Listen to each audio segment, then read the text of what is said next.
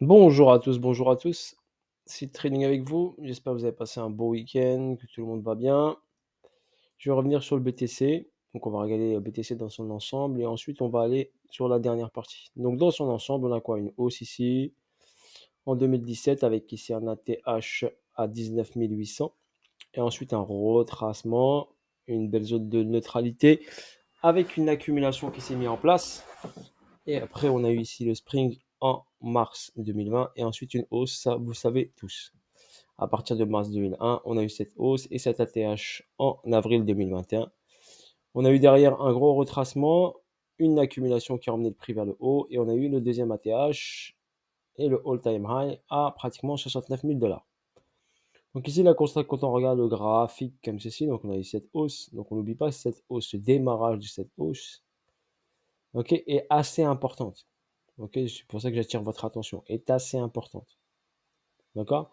Donc forcément, quand le prix monte comme ça, forcément, à un moment ou à l'autre, on va s'y rapprocher. Ok? Voilà pour votre information. Ensuite, on a quoi? On a ici une montée et on a ici un arrêt. Un arrêt de la tendance ici, un premier petit arrêt ici. D'accord? Et une continuité de hausse. Donc cet arrêt ici, en schématique Wyckoff, on appelle ça un PS. Donc hop, on monte ici et on s'arrête ici. On fait un premier petit arrêt de tendance ici, en avril 2021. Et ensuite, on descend en trois temps, donc A, B, C. Donc on a ici une baisse assez importante du BTC sur cette période-là. On a emmené le prix vers le PS. Ici, on constate quoi? Que ce niveau-là n'a pas été fracturé, donc on n'est pas passé en dessous. Donc forcément, ici, il y a beaucoup d'argent, d'accord? Beaucoup d'argent sur ce niveau-là. Donc on va parler d'argent, donc beaucoup sur ce niveau. Ici, j'ai mon 50% daily weekly, zone premium, zone discount. Donc on est parti en premium, revenu en discount. Donc on a poussé le prix vers le bas. Donc les gros institutions, les market makers ont poussé le prix vers le bas, car là il était trop cher pour aller l'acheter moins cher. Et en même temps, ils ont shorté le marché. Donc pour pousser le prix vers le bas, ils sont obligés de vendre. Donc de pousser à la vente avec des gros ordres pour pousser le prix vers le bas. Donc, ici, ils ont racheté bien sûr. Ils ont incité bien sûr les gens à vendre. Donc il y a forcément des gens qui ont vendu le marché. Et derrière, ils ont racheté ici fortement. Et on avait une accumulation ici. On avait une accumulation avec un STB, un test, et après le prix est parti vers le haut. On est venu prendre l'ATH. On est venu passer au-dessus. Donc on est venu prendre ici la liquidité de ce niveau-là. Et là, on a un arrêt de tendance. Là, par contre, on a une grosse incitation acheteuse. Il y a beaucoup de médias ici, donc beaucoup de gens, to the moon, c'est parti, 150 000 $, tout ça. Et là, on a fait une grosse incitation acheteuse. On est venu juste prendre la liquidité et derrière, on a celle directe. Donc, la première intention baissière, elle était là.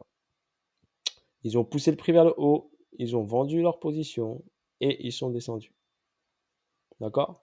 Ils ont vendu leur position en poussant le prix vers le haut. Bien sûr, ils ne peuvent pas vendre tout d'un coup, sinon le prix se crache trop fort. Donc, ils ont vendu forcément une grosse partie de leur position. Mais par contre, ils y ont des positions ici, d'accord? Les grosses institutions ont des positions ici qui sont vendeuses, d'accord? Qui n'ont pas encore TP, par exemple, des ordres de vente, des ordres d'achat aussi. D'accord? C'est comme ça qu'ils fonctionnent. Donc, il y a des ordres à aller fermer. Bon, après, c'est un peu plus compliqué à vous expliquer. Donc, l'incitation acheteuse ici, donc il y a beaucoup qui ont acheté sur ce niveau-là et derrière, on a accéléré la baisse avec pratiquement la même amplitude, si vous remarquez bien. D'accord? Ensuite, qu'est-ce qu'on sait? On sait qu'ici, il y a beaucoup d'argent. Beaucoup d'argent. D'accord? Moi, je pensais bien sûr à ce niveau-là que ce prix allait être fortement défendu pour repousser le prix tout de suite vers le haut. Mais non, ça n'a pas été le cas. Donc ici, on a ce niveau-là. On a ici, hop, ici on a retesté le niveau et ensuite on a commencé à monter et derrière on est redescendu. D'accord? Ici sur ce niveau-là, cette accélération qui a cassé ici, bon, a provoqué pas bien sûr la vente forte des cause de Luna et vente forte de BTC qui a poussé le prix vers le bas. D'accord? Et on est parti chercher la grosse zone de liquidité, donc une grosse prise de liquidité majeure. Voilà l'explication de l'ensemble de ce mouvement. D'accord? Donc là, les grosses institutions ont poussé le prix vers le haut pour inciter les gens à acheter parce qu'ils ont besoin de liquidité pour bien sûr sortir leur position. D'accord? Parce que pour qu'il y ait vendeur, il faut qu'il y ait acheteur en face. N'oubliez pas ça. Donc il faut qu'il y ait des acheteurs pour que derrière, ils puissent sortir leur position. Et pour absorber, d'accord, ces achats, eux, ils vendent leur position et là, il y a des acheteurs. Donc ils incitent à acheter pour eux puissent vendre leur position, sortir leur position, d'accord, et vendre leur position et shorter le marché en même temps. Donc là, hop, ils ont shorté le marché et là, on a une grosse accélération baissière ici de 57 direct à 41. Donc à pratiquement 16 000 $ de chute sur pratiquement deux bougies, hein, deux bougies daily. Ce qui est une très grosse baisse. Et ils ont shorté fortement. Donc ce niveau est très important. D'accord? Ici. Donc forcément, ici, on a un déséquilibre du marché. Donc, on a de fortes probabilités de revenir ici, rechecker ce déséquilibre pour rééquilibrer le marché. Déjà, c'est une information que l'on doit considérer. OK? Ensuite, le prix est descendu. Ici, on a pris la liquidité majeure. D'accord? Bien sûr, le marché, il incite. D'accord? C'est comme ici, il a incité à acheter. D'accord? Et derrière, hop, il est redescendu. Donc forcément, il y a des manipulations. Donc on va voir ici ce qui se passe sur cette dernière partie ici. Je vais mettre en H1. Donc en H1 ici, donc on a pris la liquidité majeure. Donc cette mèche-là, quand elle est descendue, on a pris cette liquidité. Regardez ici, j'ai des entrées US. OK? Marché US qui a shorté le marché. Donc il a fait descendre le prix. Donc des fois, il shorte le marché pour faire descendre le prix, pour le racheter moins cher. Il faut bien que vous considérez ça. Donc descendu le prix pour le racheter. Donc là, le BTC est sous la zone des 50. Donc on est en zone discount. Le prix commence à être intéressant. Donc je vais vous expliquer ici, on a une grosse réaction haussière. Pourquoi? Parce qu'on a racheté des positions. D'accord? Il y a eu de la liquidation. Donc forcément de la liquidation, des gens qui sont sortis. D'accord? Et on a racheté des positions. Dites-vous, les grosses institutions, ils rentrent avec des milliards. Donc il ne faut pas que ça se voit. D'accord? Bon, pour pas que ça se voit, il faut qu'ils créent de la liquidité pour la prendre. D'accord? C'est comme quand je vous avais fait la vidéo, je vous ai dit, regardez ce niveau-là, on est en train de créer de l'argent. Donc on crée de la liquidité, on incite les gens à acheter. Regardez, c'est comme un support retail. Donc c'est un support retail. D'accord? Donc on incite les gens à acheter, 1 point d'impact, 2 points d'impact, 3 points d'impact, 4 points d'impact. Et derrière, boum, on fait sauter tout ça. Donc ceux qui ont mis un SL serré, d'accord? Et bien là, ils sont sortis et on a racheté tout de suite leur position.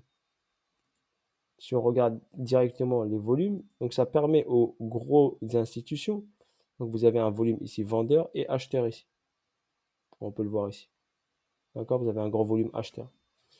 Donc si vous arrivez à comprendre ceci, c'est pour ça que je vous ai dit, il y a des zones très intéressantes. Ça, c'est une zone intéressante. Et j'étais sûr à pratiquement 2000% qu'il allait être pris. C'est comme je vous avais partagé sur une vidéo.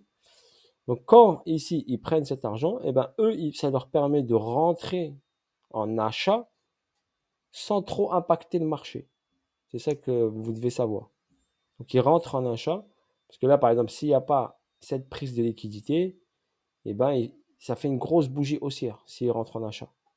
Parce qu'eux, ils rentrent avec des milliards. Donc ils achètent beaucoup de BTC. Donc là, hop, ça aurait donné une... Tandis que là, ils prennent de l'argent, ils rentrent en achat, ça se rééquilibre. Il y a des vendeurs et il y a des acheteurs. Donc ça se rééquilibre. On a créé de la liquidité. Donc vous devez comprendre ce principe-là. On crée de la liquidité. D'accord? Le prix, on le casse. On emmène le prix vers le bas. On ressort des stops. Donc les positions acheteuses deviennent positions vendeuses et eux, ils rachètent. Voilà, vous devez comprendre. Ensuite, regardez, hop, le prix, il a fait quoi? Un gros achat. Regardez, un gros achat qui a poussé cette bougie. Donc, on a les acheteurs ont poussé les vendeurs. Donc, on a défendu ce niveau-là. On est revenu ici. Donc, on a remis une praline, hein. On a rajouté des achats, par exemple. On a racheté ici. Et on a poussé le prix vers le haut. C'est pour ça qu'on a une hausse sur ce niveau-là. C'est la réaction acheteuse du Bitcoin. Donc forcément, ici, on a hop, on a eu cet rachat et on est venu chercher la liquidité qui est au-dessus. Mais regardez bien, le prix s'est arrêté ici, sur ces niveaux-là. Donc ici, je vous explique facilement pour que vous puissiez comprendre. Ici, ils ont fait quoi les US? Ils ont shorté le marché, ils ont fait descendre le prix. 1, 2, 3, il y a 3 entrées là. Donc, on a fait descendre le prix. Ici, il y a des ordres à fermer. Donc, ce niveau-là ici, qui est venu ici, il n'est pas venu par hasard ici, le prix. Il est venu pour fermer des ordres ici. D'accord? On est venu fermer des ordres. Il y avait des ordres ici, il fallait les fermer. Donc, on est venu les fermer. Et derrière, on a rajouté ici une descente. Donc, on a fermé. Pourquoi ils sont rentrés en achat ici? Ils commencent à préparer la hausse. Le marché, pour moi, le BTC, le marché est acheteur. Il est acheteur. D'accord? Pour votre information. Pour moi, le marché est acheteur. C'est ma vision. Après, vous êtes possible de ne pas être d'accord avec moi. Mais pour moi, le marché, il est acheteur. Maintenant, eux, ils travaillent la zone pour rentrer en masse leur achat. Mais il ne faut pas que ça se voit. Donc, pour pas que ça se voit, il faut créer de la liquidité. Il faut créer des phases de range, des zones d'équilibre. C'est ça que vous devez comprendre. Ils vont créer ici un support retail. On le casse pour pouvoir rentrer. Pour pas que ça se voit trop. Là, quand vous avez cette poussée-là, c'est qu'ils sont rentrés tellement fort que ça a poussé le prix quand même. Et ils ont poussé le prix quand même pour revenir ici. Et là, ils ont fermé des ordres. Vous devez comprendre ce phénomène-là. D'accord? Après, ici, on a quoi? Ici, on a un golden setup. Donc, on a une belle ici, un bel golden setup. Vous voulez épaule, tête, épaule, par exemple. Ça, voilà. Pour moi, c'est un golden setup. Et on a ici, hop, une descente, une forte descente. Une accélération baissière ici. Pourquoi? Parce qu'ils ont envie de faire descendre le prix pour le racheter moins cher. D'accord? Donc, ils rentrent ici, sur des positions short. Ils sont rentrés là, en achat. Ils ne vont pas sortir cet achat. Ils veulent descendre le prix. Même s'ils descendent là, ça les intéresse. Ils vont racheter encore. Car eux, ils sont acheteurs. Le marché est acheteur. Donc, ils vont acheter sur des niveaux. Ils ne peuvent pas acheter sur un seul niveau. Sinon, le prix, il part direct trop fortement vers le haut et recrache direct. Comme je vous ai dit, une pierre, quand elle est lancée verticalement, elle descend rapidement vers le sol. Donc, l'objectif est de rentrer par palier. Ils mettent une cartouche ici, ils mettent une cartouche ici, d'accord? Ils vont faire descendre le prix, ils vont mettre encore une cartouche. Et comme je vous ai dit, ils peuvent faire descendre le prix où il y a le gap ici, pour remettre encore une cartouche. Et pourquoi faire descendre le prix ici? Parce que les gens, il y en a qui sont rentrés en achat déjà, un peu trop rapidement. Donc on va descendre le prix. On a besoin d'argent, on a besoin de liquidité. Donc on va, hop, on a créé de la liquidité, donc on incite les gens à acheter, mais eux, ils sont très gros. D'accord? Ils vont faire descendre le prix pour acheter, pour ensuite pousser le prix vers le haut.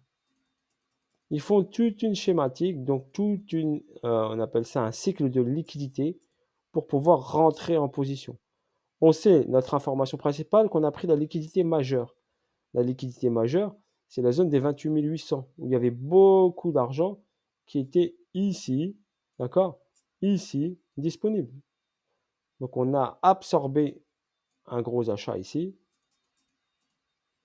Donc, et en plus, ça ne se voit pas fort, donc ils ne poussent pas le prix trop fort parce que ça ne se voit pas. C'est pour ça qu'ils manipulent le marché, c'est ça le principe. Donc là, forcément, qu'est-ce qu'il y a? Donc là, regardez, il y a une trade line ici. Donc là, forcément, il y a de l'argent. Ici, regardez, trade line de liquidité. Le prix, il a fait quoi? Il a créé de l'argent et derrière, boum, il est descendu. Là, pareil, trade line de liquidité. On va la casser. Et si on utilise les vagues, ça fait une vague A, une vague B, une vague C. Donc après, vous devez comprendre ce principe-là. Pour l'instant, le marché Bitcoin est acheteur, mais on peut le pousser vers le bas pour aller chercher un meilleur niveau. D'accord? Ce qu'il faut se dire, c'est ça. Ensuite, personnellement, comme je vous l'ai dit, moi, personnellement, ma vision, donc c'est trading, la vision de ma vision perso, c'est que le prix, pour moi, doit revenir dans cette zone-là. Minimum 52 000 $, comme je vous l'ai dit. Donc 52 000, 53 000. Et il peut venir retester ce niveau-là en haut. Donc là, pour moi, ici, il y a de l'argent. Donc l'objectif est de faire descendre le prix pour le faire remonter jusqu'ici. D'accord? Pour que déjà il TP, donc il fasse des profits, c'est normal, et qu'il ferme certaines positions qui sont perdantes. D'accord? C'est ça que ils vont fermer certaines positions perdantes, mais il y a des positions ici qui sont rentrées là en achat qui seront très gagnantes. Donc, ils vont fermer des positions acheteuses qui ont poussé le prix vers le haut. Ils vont les fermer parce qu'elles sont perdantes, parce que le prix est en bas. D'accord? Quand ils poussent le marché comme ça, ben, ils ont des positions qui sont perdantes. Il faut les fermer. Là, on a fermé une partie. Donc, ils ont fermé une partie ici. Mais après, ici, il y a d'autres positions qui sont ouvertes. Ici. Donc, il faut les fermer. C'est comme quand vous rentrez, vous mettez BE, break-even. Là, eux, c'est pareil. Là, ils veulent fermer leur break-even. Donc, ils veulent fermer leur position, d'accord, qui est en négatif, en positif. Ou à zéro. D'accord?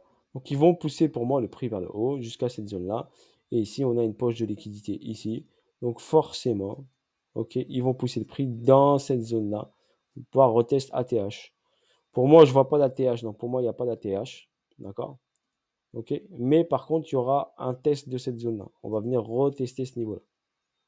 D'accord? Mais pour ça, il faut qu'il fasse descendre le prix pour qu'il soit encore plus intéressant pour rentrer et après aller chercher vers le haut. D'accord? Voilà personnellement ma vision. Je vous l'explique, essayer de l'expliquer le plus simplement possible. D'accord? Au niveau technique, c'est un peu trop poussé pour expliquer en détail sur une vidéo. Voilà, pour moi, c'est ce phénomène-là que j'essaie de vous expliquer. C'est ma vision, bien sûr. Si vous n'êtes pas d'accord, vous n'êtes pas d'accord. Mais je vous juste partage sur ma chaîne la vision personnelle, ma vision personnelle sur l'analyse technique du Bitcoin. Et là, pour l'instant, on est là. Et je vous dis, pour l'instant, il peut, hop, prendre l'argent, donc venir prendre l'argent ici. Hein. Donc ici, il y a de l'argent à prendre, on va venir le chercher. Hein. Donc ici, on a créé de l'argent ici. Et on va le prendre. D'accord? Ici, on a créé un triangle. Vous vous rappelez le triangle? Donc, on a fait une hausse. On a fait un pullback. Il y a des gens qui sont restés acheteurs sur le pullback. Bah, il faut les faire sortir. Il y a de l'argent. D'accord? Donc, on va venir chercher ici vers le bas. Donc, je vous le dis, hein, pour moi, personnellement, regardez la liquidité. Donc là, j'ai un triangle. J'ai un retour pullback. Donc, il y en a beaucoup qui traitent ça. Donc, ils rentrent en achat ici. On a une trade line ici. Donc, on a de l'argent. On a une trade line ici. On a de l'argent. D'accord? Il y en a bien sûr qui vont voir cassure. Ici, hop, cassure, on rentre en achat. Là, il y a de l'argent. Tout ça, il y a de l'argent. Donc, ici, il y a de l'argent. Donc, on va aller prendre cet argent-là. Et après, le prix va pousser vers le haut. Il va revenir ici.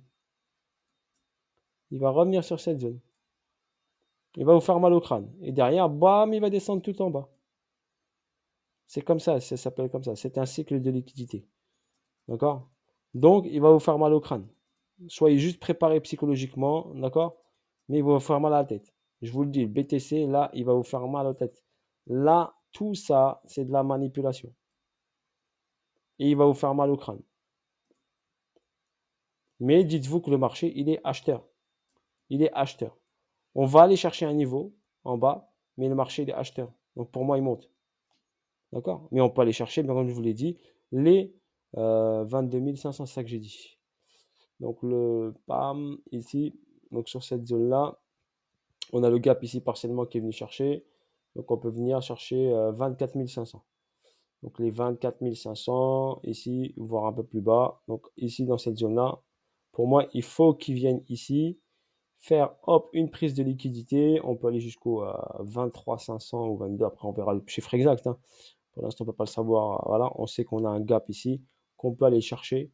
Donc personnellement, j'ai une zone ici entre 23 800 et 23 200. Donc dans cette zone-là, je dirais que le prix risque à forte probabilité de revenir ici. J'ai écrit 23 800, 23 300 dans cette zone-là. Ok? Si on utilise bien sûr après, si on utilise Wyckoff, donc on peut regarder bien ici qu'on a ici par exemple un SC, on a ici sur ce niveau un ST. Ici on aurait un STB qui pousserait ensuite le prix vers le haut. D'accord? Il y a une logique dans tout ceci. Voilà.